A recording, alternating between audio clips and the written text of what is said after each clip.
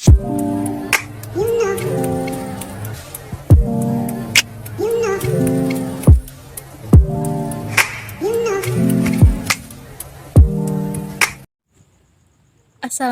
warahmatullahi wabarakatuh. Halo anak-anak sekalian, berjumpa lagi dengan Ibu Nur Hadijah Simamora di sini. Nah, pada pertemuan kali ini Ibu akan membahas mengenai teori masuknya Islam ke Indonesia dan cara penyebaran agama Islam di Indonesia. Nah, sebelum kita mulai pembelajaran dan mendengarkan penyampaian yang akan Ibu sampaikan ini mengenai teori-teori ini, kita berdoa dulu. Nah, Ibu akan memimpin berdoa menurut agamanya masing-masing. Dimulai.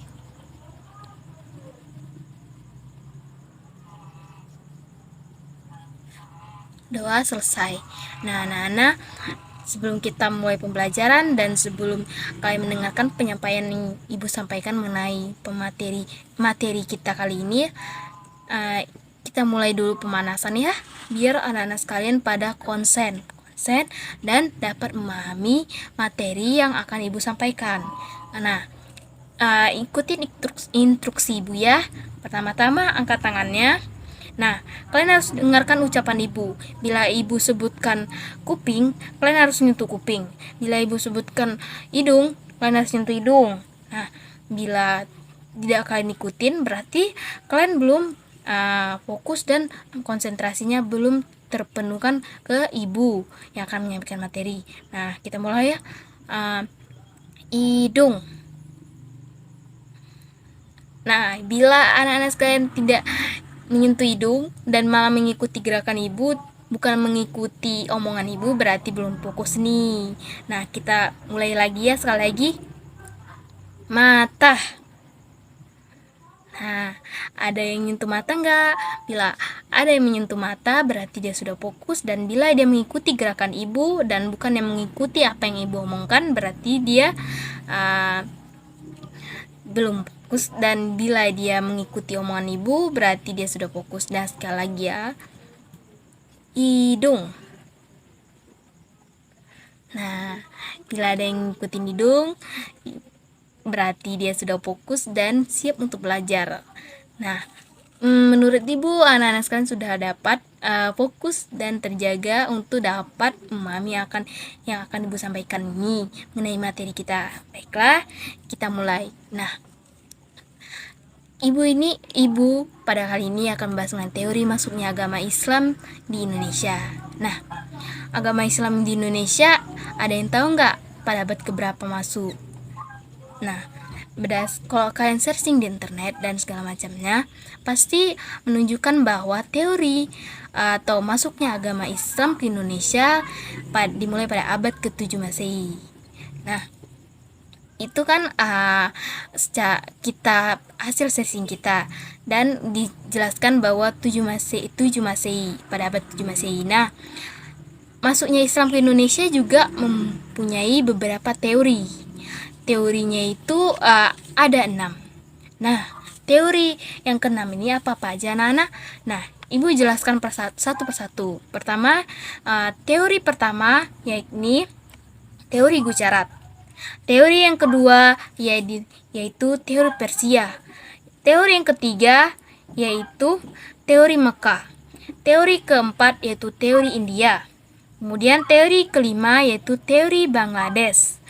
Kemudian yang terakhir yaitu teori yang keenam yaitu teori Cina. Nah, teori-teori ini ada 6 ya kan? Anak-anak harus dapat mengingatnya. 6 gini 6. 6 itu teori-teori yang Ibu sebutkan tadi. Di akhir pembelajaran nanti Ibu bakal bertanya, ada yang ingat gak teori yang ke-6 itu apa aja? Nah, harus ingat ya, harus dapat masuk di otak dan harus dapat diingat dengan kuat. Selanjutnya yaitu Ibu akan menjelaskan satu materi ini. Nah, teori pertama. Teori pertama yaitu teori Gujarat. Nah, teori Gujarat ini memiliki tokoh pendukung, yakni para ilmuwan Belanda seperti Pinachinapel dan Mokwete. yang mengatakan bahwa yang membawa agama Islam ke Indonesia ialah orang-orang Arab yang sudah lama tinggal di Gujarat, India. Gujarat itu berada di India. Kemudian menurut mereka Islam masuk ke Indonesia sejak awal abad ke-13 Masehi bersama dengan hubungan dagang yang terjalin antara masyarakat Nusantara dengan para pedagang Gujarat yang datang dengan jalur Indonesia Kalbai, Timur Tengah, Eropa. Kemudian Snoeckhoortje yang juga sebagai ilmuwan Belanda berpendapat bahwa hubungan dagang Indonesia dengan orang-orang Gujarat telah berlangsung lebih awal dibanding dengan orang-orang Arab. Teori masuknya Islam di Indonesia yang dicetuskan oleh Hoortje dan Pinachple ini didukung oleh beberapa bukti.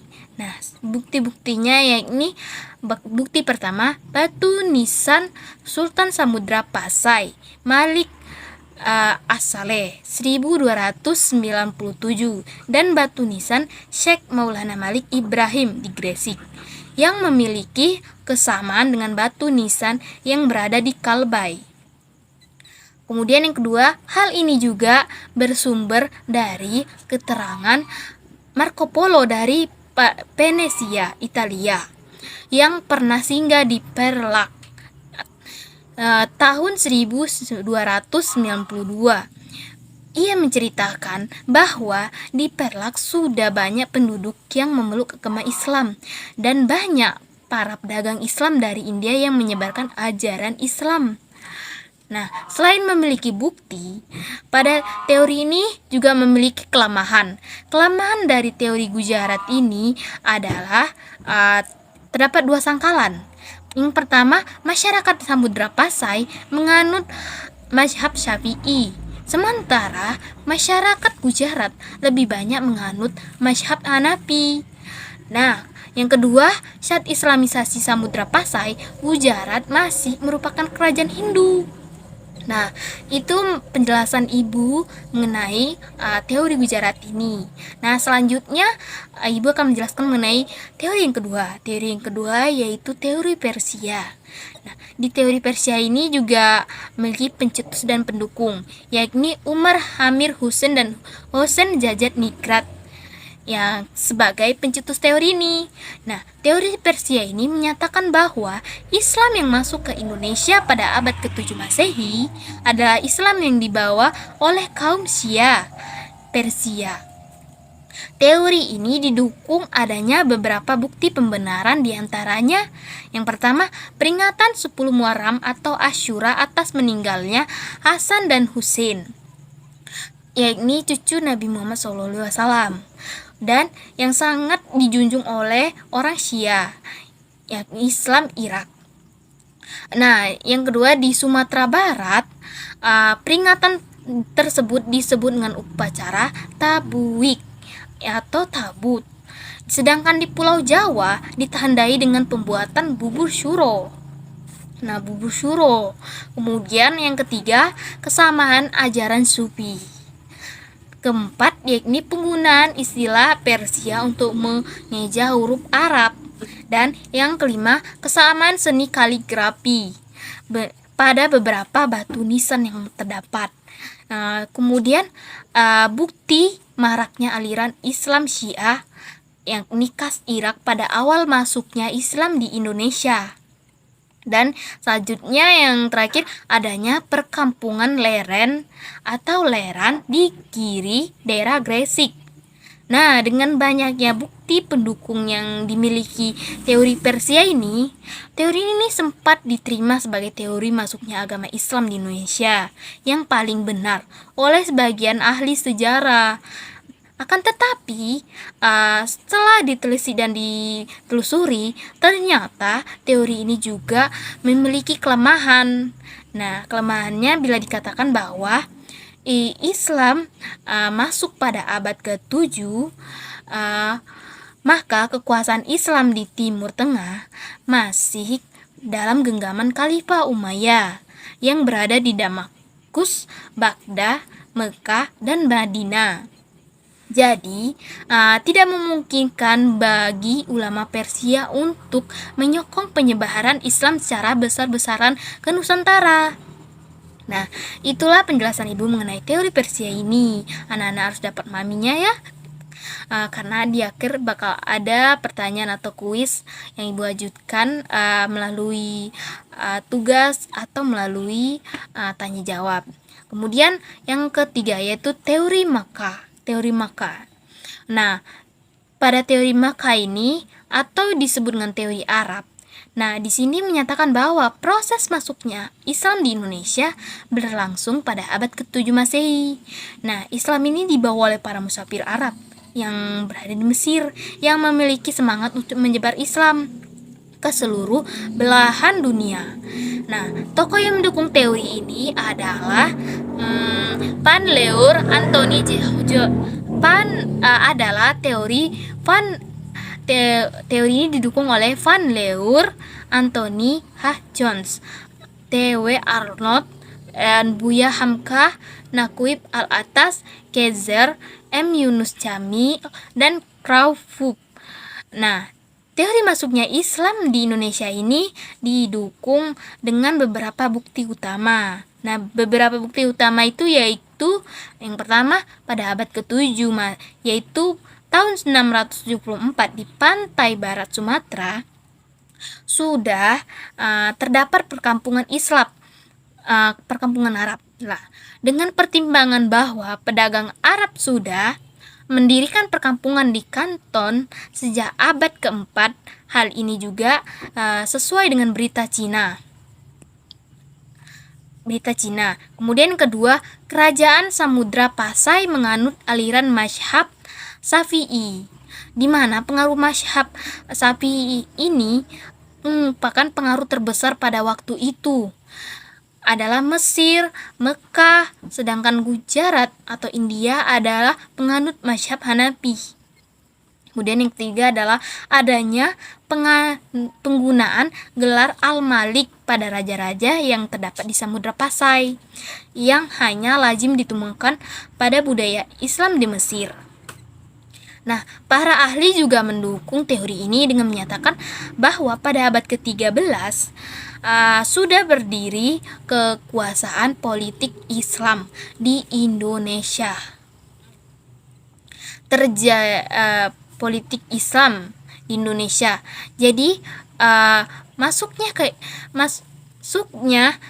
ke Indonesia terjadi jauh sebelumnya, yaitu abad ke-7, dan yang berperan besar terhadap proses penyebarannya adalah bangsa Arab sendiri. Hingga kini teori Arab ini dianggap sebagai teori yang paling kuat, yang paling meyakinkan, dan teori yang dapat dipahami dan diyakinkan lah, gitulah. Kemudian kelemahannya hanya terletak pada kurangnya fakta dan bukti yang menjelaskan peran bangsa Arab dalam proses penyebaran Islam di Indonesia. Itu saja kelemahan dan kekurangan akan teori ini. Dan teori keempat yaitu teori India. Di teori India ini dikemukakan oleh Thomas W. Arnold dan Orison. Menurut teori ini, Islam datang ke Indonesia melalui Coromandel dan Malabar, India. Dasar teori ini adalah ketidakmungkinan Gujarat menjadi sumber penyebaran Islam ketika itu. Alasannya karena Gujarat belum menjadi pusat perdagangan yang menghubungkan antara wilayah Timur Tengah dengan wilayah Nusantara. Pendapat bahwa Gujarat sebagai tempat agama Islam di Nusantara mempunyai kelemahan-kelemahan tertentu. Nah, kelemahannya itu ditemukan oleh Morrison. Ia berpendapat bahwa meskipun batu-batu nisan yang ditemukan di tempat-tempat tertentu di Nusantara boleh jadi berasal dari Gujarat atau dari Bengal, itu tidak lantas berarti Islam juga datang berasal dari tempat batu nisan itu diproduksi. Morrison juga mematahkan teori Gujarat ini dengan menunjuk bahwa kenyataan pada masa Islami Samudra Pasai yang raja pertamanya wafat pada tahun 1297 Masehi, Gujarat masih merupakan kerajaan Hindu. Baru setahun kemudian, pada 699 atau 1298, Kalbai, Gujarat ditaklukkan kekuasaan Muslim.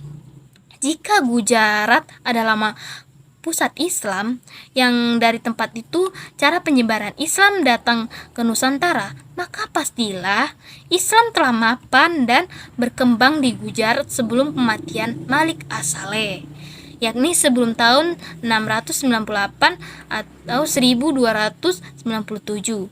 Harrison juga selanjutnya mencatat, meski Laskar Muslim menyerang Gujarat beberapa kali, Raja Hindu di sana mampu mempertahankan kekuasaannya hingga tahun 698 atau 1297.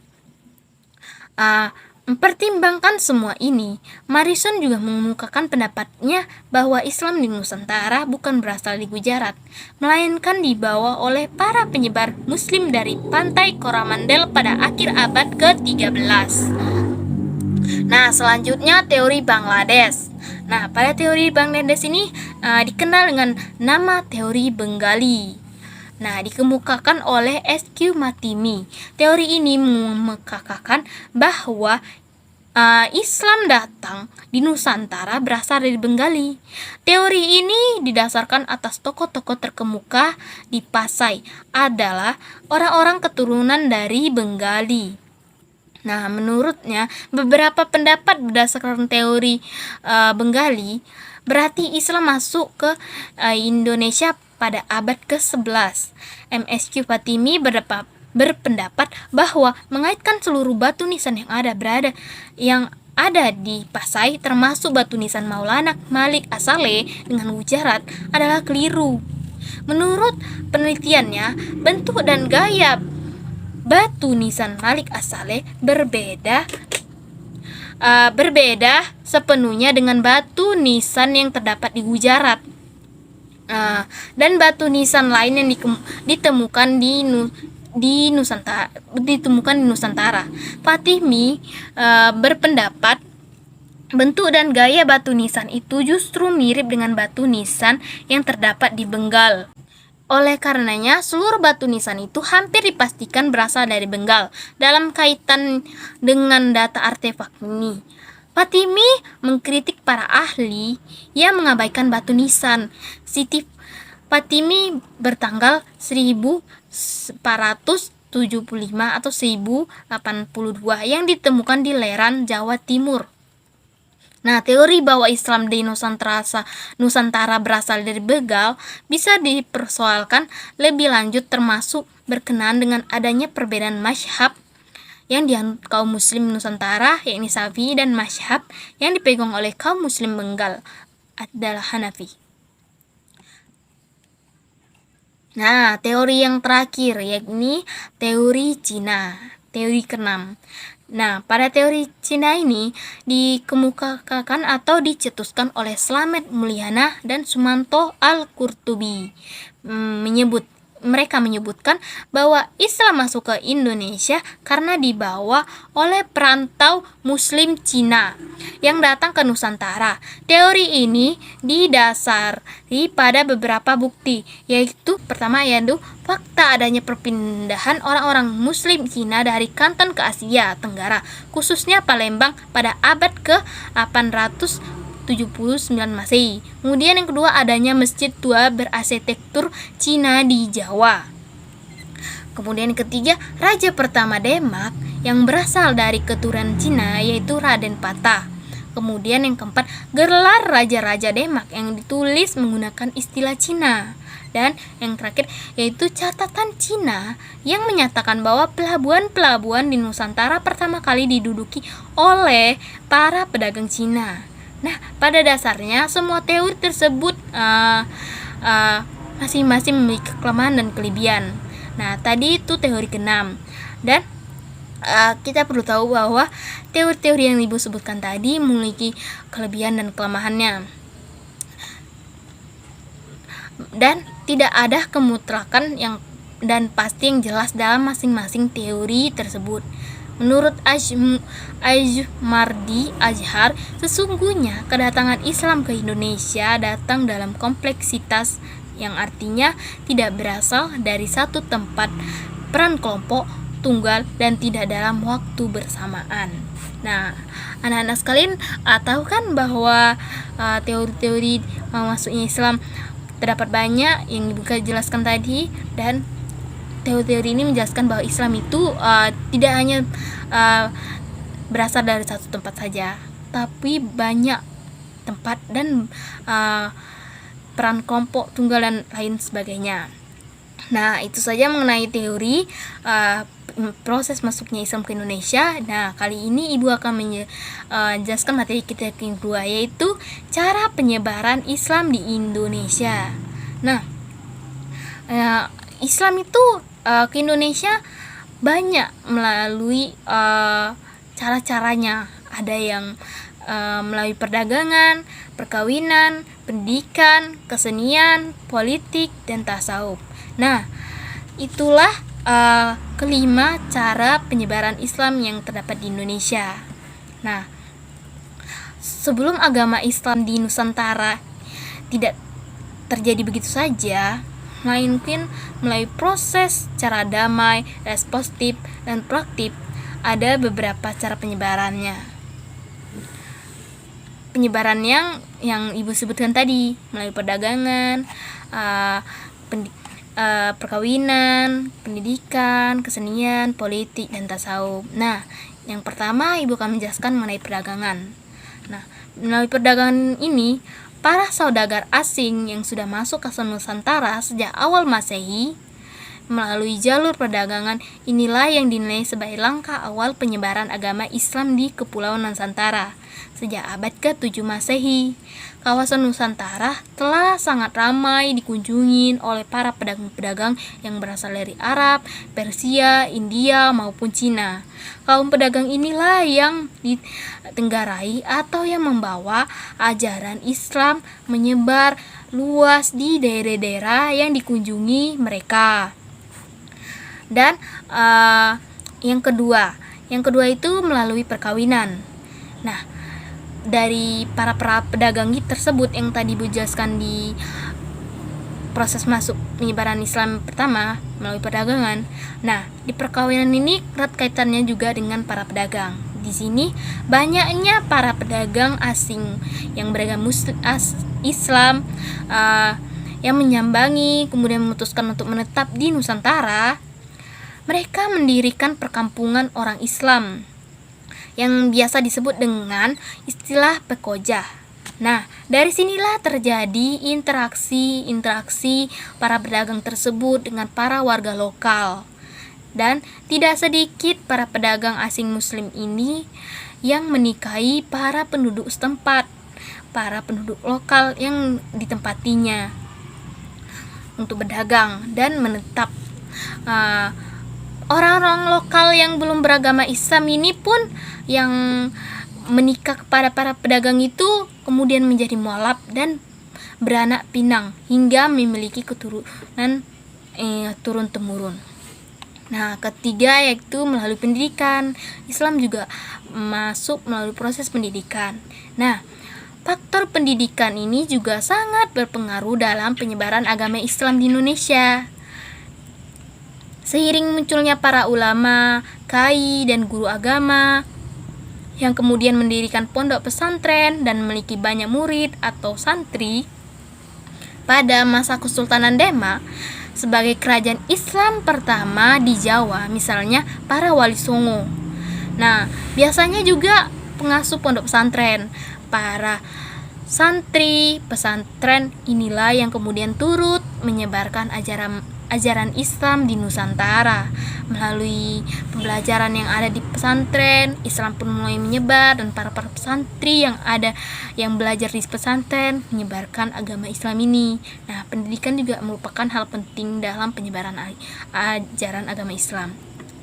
Nah, anak-anak tahu kan bahwa pendidikan itu penting, dan pendidikan itu pun bisa kita sebarkan. Adapun kita menyebarkan agama melalui ceramah atau melalui segala macam Nah, kemudian yang keempat, kesenian.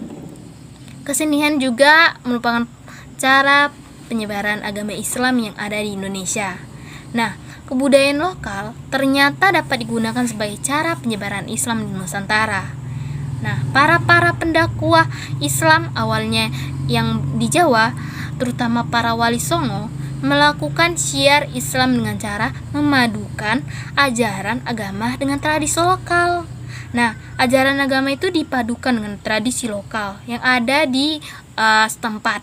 Kemudian seperti seni musik, tari, sastra, ukir, hingga bangunan.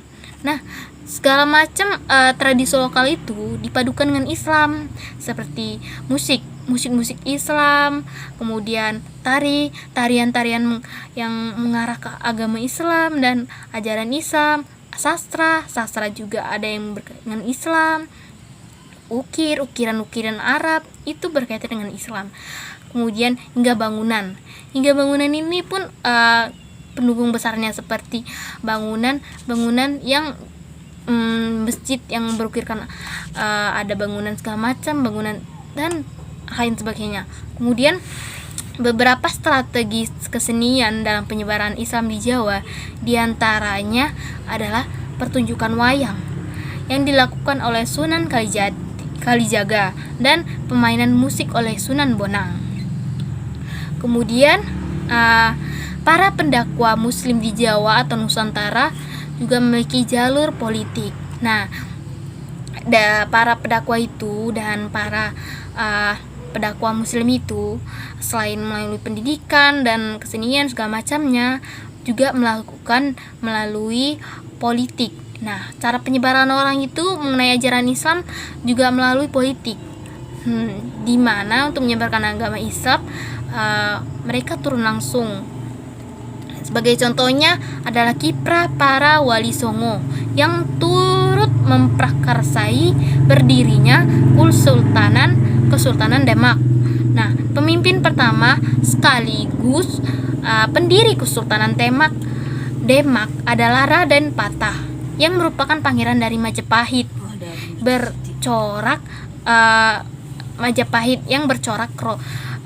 kerajaan Hindu-Buddha terbesar di Nusantara. Berkat perannya Wali Songo ini, Raden Patah merintis didirikannya Kesultanan Demak sebagai kerajaan Islam pertama yang berada di Jawa. Kesultanan Demak inilah yang pada akhirnya memungkasai riwayat kerajaan Majapahit. Jika seorang raja sudah masuk Islam, maka rakyat kerajaan akan berbondong-bondong mengikutinya. Nah, kayak ibaratkan seorang pemimpin di suatu daerah atau seorang yang dipuja-puja masuk Islam, pasti kita tertarik dan mengikutinya. Seperti itulah yang seperti rajanya yang masuk Islam, maka para rakyatnya dan para pendukungnya semua pada masuk Islam. Nah, dengan begitu dapat dikatakan bahwa Islam juga disebarkan melalui jalur politik.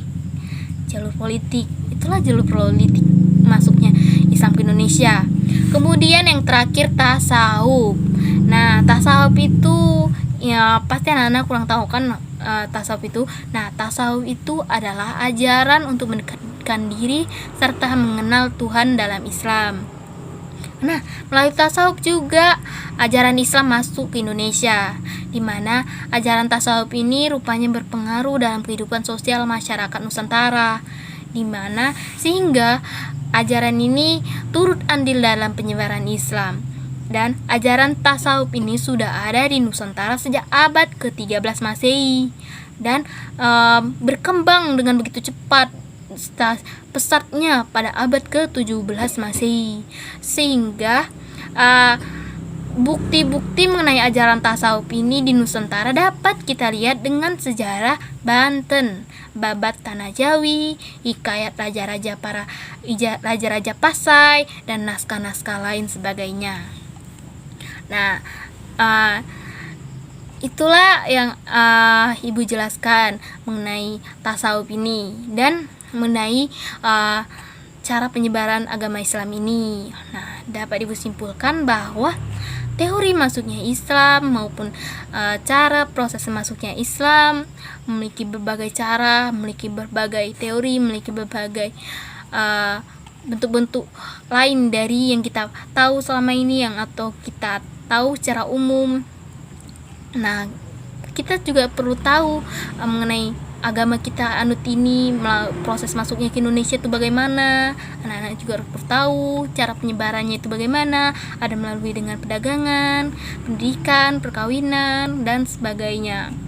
Nah, selanjutnya Ibu bakal membahas mengenai kebudayaan dan yang ada di Nusantara atau silang budaya masuknya Islam di Nusantara. Namun itu pertemuan selanjutnya anak-anak. Nah, pada materi kali ini, pertemuan ini Ibu akan memberikan soal pertanyaan kepada anak-anak melalui WA dan sebagainya.